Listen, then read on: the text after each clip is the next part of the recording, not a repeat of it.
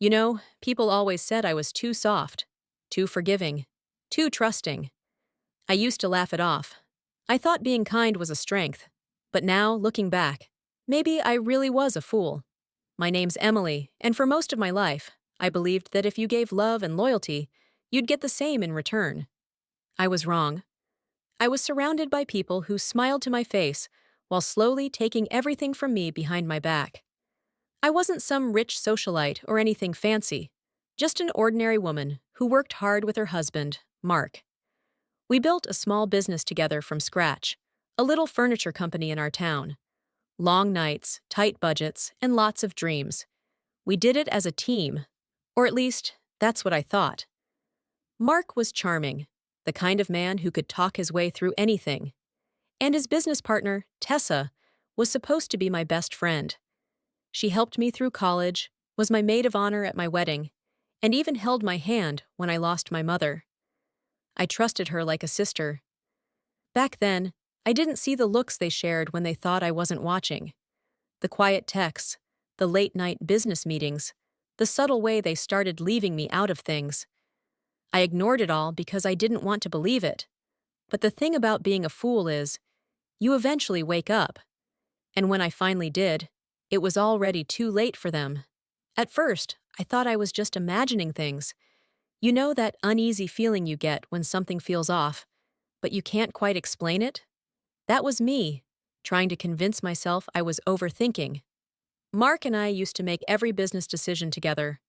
But lately, he started saying things like, "Don't worry about it, Em, it's too technical," or "Tessa and I already handled it." Tessa would smile that fake sweet smile and say, "Yeah, Emily, you've got too much on your plate. Leave the boring stuff to us." It stung, but I tried not to show it. I didn't want to be the paranoid wife who questioned everything. Then little things began to pile up. Invoices missing my signature, bank statements showing withdrawals I didn't remember approving. And one day, when I walked into the office early, I found them sitting too close, whispering, laughing, and quickly changing the topic when they saw me. That night, I asked Mark straight out, "Is something going on between you and Tessa?" He gave me this cold, tired look and said, "God, Emily, not this again. You're being dramatic. She's just my business partner." He kissed my forehead and walked away like I was a child. The next morning, Tessa brought me coffee, smiling wide. "Rough night?" she said softly. "You really shouldn't let your imagination run wild." That was the moment my stomach turned. She knew. A week later, I heard them talking in the storage room. My name came up. My position came up. Mark said, "Once she signs those papers, she's out for good. She won't even know what hit her." And Tessa laughed, that same laugh she used when she toasted at my wedding. My hands were shaking so badly, I dropped my phone. But instead of walking in and screaming, I just stood there, silent, watching the people I loved most betray me completely. That's when I realized they didn't see me as a partner or a wife. They saw me as a fool. After that day, everything around me felt empty. The office, the house, even my own reflection. It all looked different. I couldn't believe the two people I trusted most could plot behind my back like that. I didn't tell anyone at first. I just shut down. Days went by where I barely spoke. I'd make coffee, stare at the steam, and think about how stupid I'd been. My friends stopped calling. The neighbors whispered when I passed. Everyone knew something was wrong. One night, my sister Mia showed up at my door with takeout, and that serious look she gets when she knows I'm lying. "Emily," she said softly, "you can't keep pretending everything's fine." What did he do this time? I wanted to say everything, but I couldn't even get the words out. I just cried. She wrapped her arms around me and whispered, "You don't have to fight today. But one day, you will." And she was right, because after a while, the tears stopped. Something inside me hardened, quietly, slowly, like steel forming under pressure. I decided to play their game. When Mark came home late, I smiled. When Tessa called me sweetheart in front of others, I smiled even wider. I became the version of me they wanted. Harmless, clueless, naive. They bought it completely. They thought I had accepted my fate, that I'd stay quiet while they built their perfect little world without me. But what they didn't know was that every time I smiled, I was learning. Every dumb question I asked gave me answers. Every time they laughed at me, I made a note. They wanted me to be a fool? Fine. I'd be the best fool they'd ever seen. Because behind that smile, I was already planning how to make them both regret underestimating me. The funny thing about pretending to be clueless is that people start to show their true faces.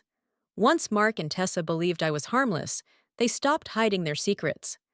I'd watch them from a distance, the shared smirks, the casual touches, the whispered conversations that they didn't bother to lower anymore. They had no idea I was collecting every detail like puzzle pieces. One evening, while sorting through old company files at the office, I came across an old folder marked Taxes 2021. Something made me open it. Inside were copies of transfers, some with my name forged, others with Tessa's signature next to Mark's. My heart raced. They weren't just cheating on me, they were stealing from me. That night, I sat in the dark, staring at the papers spread out across my kitchen table. I felt every emotion possible: anger, disgust, heartbreak. But underneath it all was a strange calm. For the first time in months, I knew exactly what I needed to do.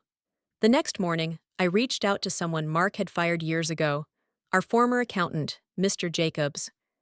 He'd left the company after clashing with Mark about some discrepancies. When I told him what I found, his voice went low. "Emily, I knew something was wrong. I just couldn't prove it back then. But if you still have those files, maybe we can now." We met quietly every week after that. Mr. Jacobs helped me dig deeper, explaining what to look for and how to trace hidden accounts. He treated me with respect, something I hadn't felt in a long time. Every night, I'd come home exhausted, but strangely alive, finally in control of my own story. And while Mark and Tessa thought I was baking cookies and watching TV, I was busy building a case that could destroy them both. By the time I had everything, documents, recordings, signed papers, I was ready. I remember looking at my reflection one last time before it all began. I wasn't the same woman anymore. I had stopped crying, stopped pleading. The fool they created had disappeared, and in her place stood the woman they should have never underestimated. The day everything came crashing down for them started like any other. Mark was dressed in his usual tailored suit, rushing out the door with that smug grin he always wore when he thought he was untouchable. Tessa had texted me earlier that morning, pretending to check on me, writing, "Hope you're doing okay, sweetie." I almost laughed when I read it. They had no idea what was coming. That afternoon, there was a big company meeting scheduled, the one where they planned to finalize my removal. Mark had told everyone I was stepping down voluntarily due to personal reasons. I even played along when he told me. "You're right, honey," I said sweetly. "Maybe it's time for a change." He smiled like he'd already won. But when I walked into that meeting room, I wasn't the quiet, broken wife anymore. I had my lawyer with me, and a folder thick with evidence. The looks on their faces when they saw me? God, I'll never forget that. Mark's confident smirk froze in place, and Tessa's face turned white as a ghost. I didn't shout. I didn't cry. I just handed the documents to the board members and said calmly, "Before any decisions are made, I think you all deserve to see the truth." One by one, the papers spread across the table: forged signatures, fake invoices, proof of money funneled into their personal accounts. The room went silent. Mark tried to talk his way out of it, stammering excuses, but no one was listening. The mask had fallen. Tessa broke first. She started crying, blaming Mark, saying it was his idea. He yelled back that she was lying. They turned on each other like wild animals while everyone watched in disgust. The lawyer beside me stayed quiet. He didn't have to say a word. The evidence spoke for itself.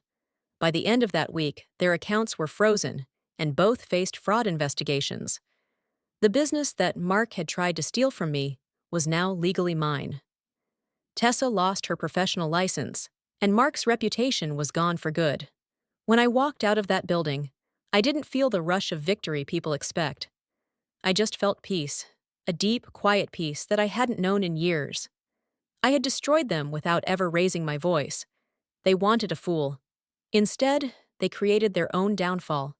It's been almost a year since that day, and sometimes I still wake up expecting to feel that same ache in my chest. But it's gone now. The house is quiet, peaceful, not empty. My mornings start with coffee and sunlight, not tears or suspicion. After the dust settled, I sold the company. I didn't want to keep something that carried so much pain. Instead, I opened a small design studio, something that was mine and mine alone. It's funny how different life feels when you no longer have to prove your worth to anyone. Mark tried to call a few times. I never answered. From what I heard, he moved to another city, trying to rebuild what he lost. Tessa disappeared completely. I don't hate them anymore. Hate takes too much space in your heart.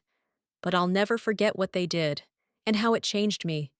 Sometimes people tell me, Emily, you're so strong. I don't know how you did it, and I just smile. Because the truth is, strength doesn't always roar. Sometimes it hides behind silence, behind a smile that fools the world while you prepare to rise. I used to think being kind made me weak. Now I know it made me dangerous, because kindness mixed with clarity can burn through every lie. They wanted a fool, and I played the part beautifully, until it was too late for them to see the truth.